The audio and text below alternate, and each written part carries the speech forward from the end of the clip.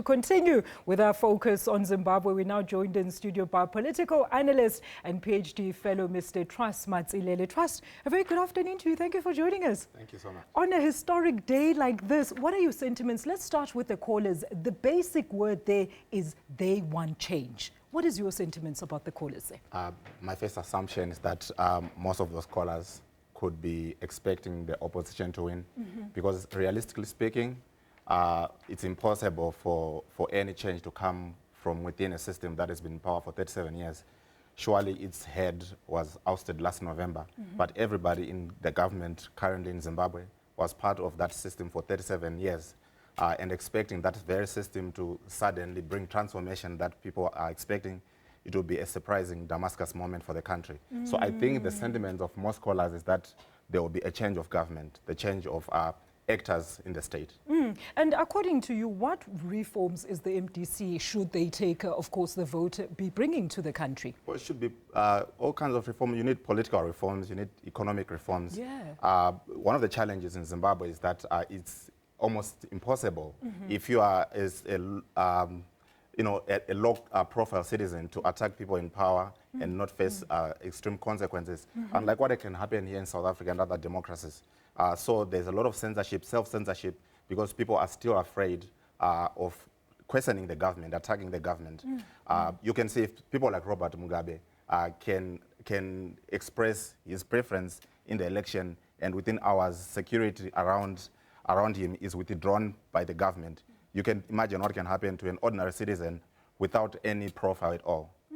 So you're saying that those constitutional reforms really need to be looked into, particularly this of the Zimbabweans in the diaspora not being able to vote. You know, I did speak to the commissioner, the Zimbabwean electoral commissioner, and it did say it was a matter of the constitution being approved. Everything else had been done. But why is it taking so long? Yeah, first there's a fear that diaspora is an MDC stronghold.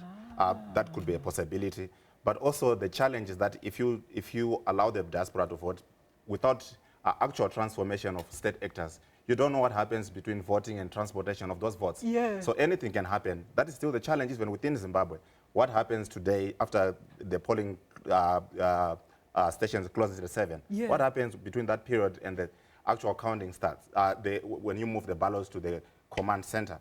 So that also is the challenge with the diaspora, that you can vote, but if you still have actors who are interested in power retention and not actual transformation and listening to the voice of the masses, nothing will really change much. But Zimbabwe is in enough trouble that the diaspora vote is important, but it's not going to bring much change. Exactly, the votes within the country. Particularly looking at the numbers, the voter turnout, it's about 5.6 million out of the huge population that is actually in Zimbabwe. Is that a worry for Zimbabwe? I think 5.6 would be an impressive number. Zimbabwe is about 15 million. You consider like around 5 million people are in diaspora. So it's almost and then you have people who are below the voting age. So it will be a relatively good number, which can bring enough a voice to whoever is going to take forward the country. Absolutely. You know, Trust, you were talking about, of course, the political climate in Zimbabwe. And it sounds to me like you're saying that the country or the country's laws do not allow for healthy political competition amongst the political parties. We know of 23 candidates that are all vying for the presidency, but we've only heard of the ZANU-PF and the MDC and the breakaway party of the MDCT. So where and who are the other parties?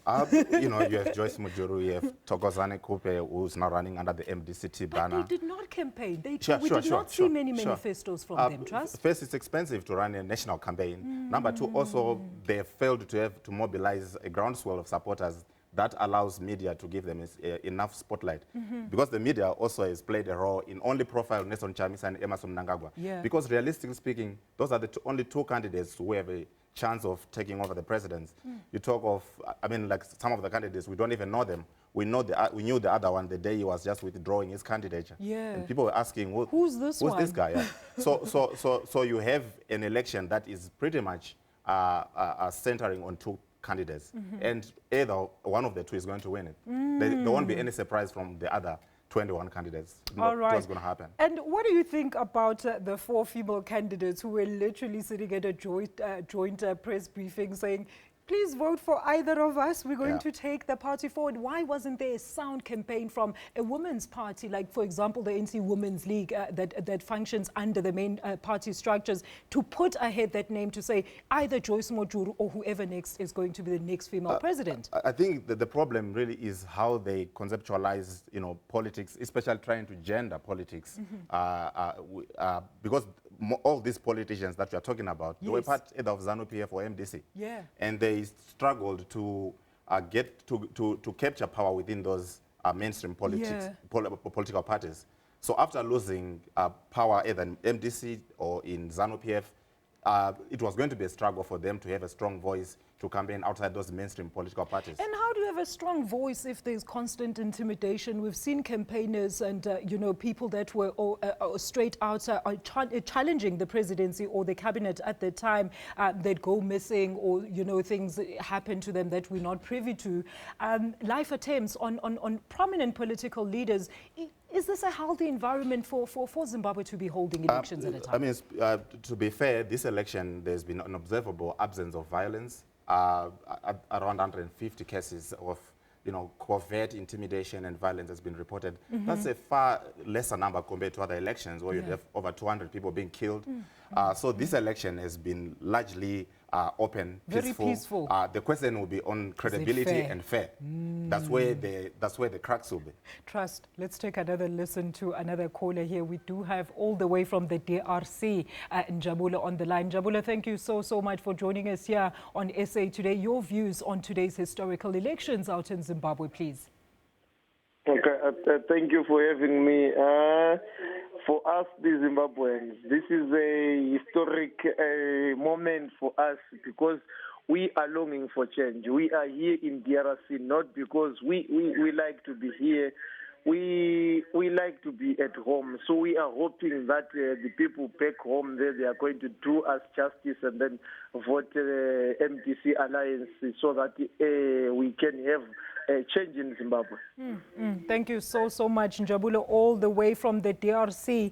What do you think about that? Change is the word once again, Trust. And apparently, look, change is not going to come tomorrow. Sure. But what will come tomorrow, should Nelson Chamisa be elected, will be a change of administration, right? That's true. And that will bring new hope, new optimism, which is probably necessary for even investor sentiment around Zimbabwe itself. If there is the same after tomorrow and you have ZANU-PF winning, I think a lot of people who are talking about change will be depressed and they'll work around how to lengthen their stay wherever they are. All right. And Trust, just as on a parting note, Mugabe said something in his speech yesterday that actually got my eyes very wide and popping out. He says that Zimbabweans have become savages unto themselves and the country has become undemocratic. But he's not blaming himself for what happened to the country. He's blaming everybody else, including the G40 leaders. What do you think about those statements? So if I'm going to look at Mugabe's statement as a citizen, probably it's a fair statement, but if you look at him as a state actor, because what he's trying to do is to de-link himself from the administration, which is still a ZANU-PF administration. Yes. So just like an ordinary citizen, is also condemning the government, which is ZANU-PF, led by Emerson Mnangagwa, which still retains the same characteristics, policies, same policies. I mean, because now he's also a victim, so he actually sees the brute force of the state. He sees how violent the state is, and you see how uncaring the state is towards its citizen. Because now he's one of the citizens who are also being alienated by the state. Losing his security, being lampooned in the state media. And losing his membership in ZANU-PF, yes, most importantly, Trust. The party that he helped found. Absolutely, Trust. Let's leave it there for now. That is Mr. Trust Matsilele, a political analyst and PhD fellow, giving us his sentiments on the Zimbabwean elections.